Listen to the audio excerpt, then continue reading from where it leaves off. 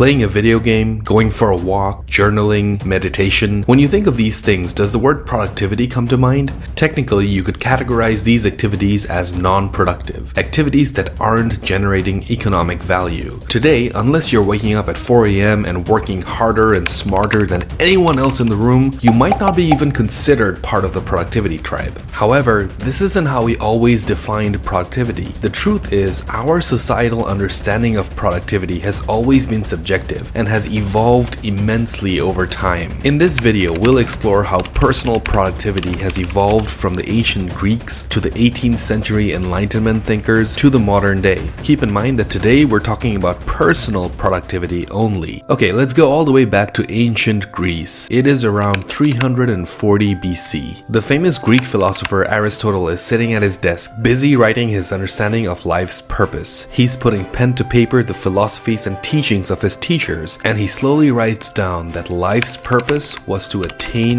eudaemonia, which means the highest good. Aristotle ponders what he can do to ensure that he's leading a life of virtue. He wasn't thinking of a productive morning routine or meal prep. To him, the goal was virtue, which meant self-mastery and excellence. Aristotle in 2023 would probably be a famous productivity YouTuber guru, but back in his time, being the best version of yourself and excellence meant living a life of virtue. And in that world, that's exactly what productivity really boiled down to. It didn't mean doing things fast or completing multiple projects at the same time. It just meant excellence in all of life's aspects: mental, physical, and spiritual. And this concept was what built the foundation of Greco-Roman worldviews for centuries to come. They were achieving what modern-day productivity boasts we can achieve, but by looking at productivity with a different lens. To them, productivity meant being the best version of themselves and striving for excellence. And this mindset ended up making them quote-unquote productive in today's definition of productivity. I mean, look at Alexander the Great, for instance. Beyond being a military general, he was also a strategist. He was also skilled at music, philosophy, poetry, and horse riding.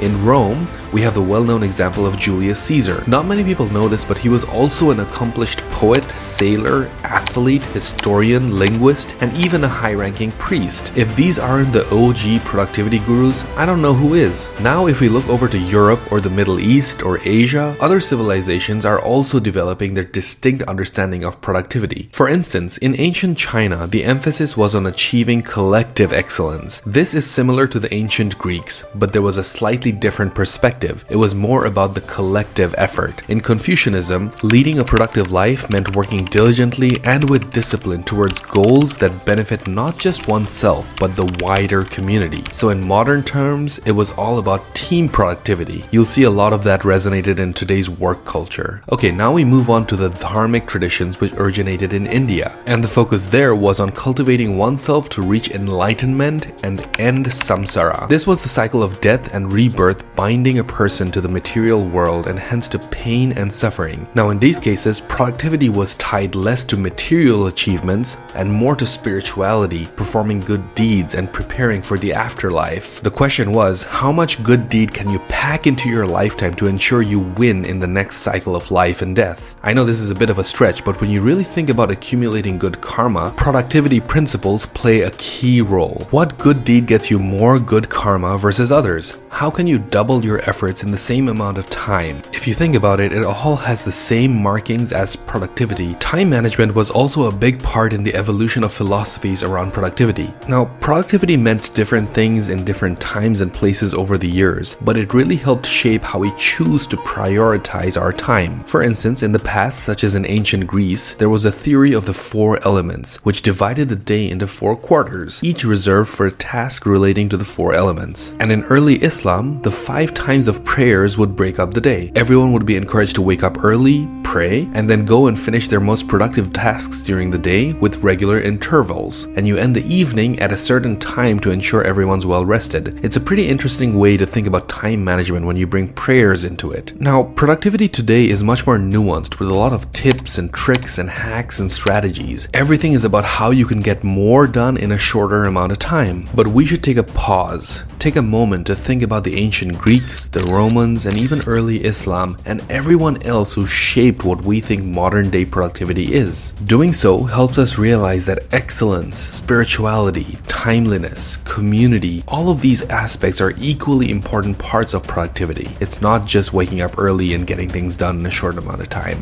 As with everything in life, look at productivity holistically. That's what history teaches us. If you like this video, check out this video where I highlight an awesome productivity tool that changed the way I work. Thanks, and see you on the next one.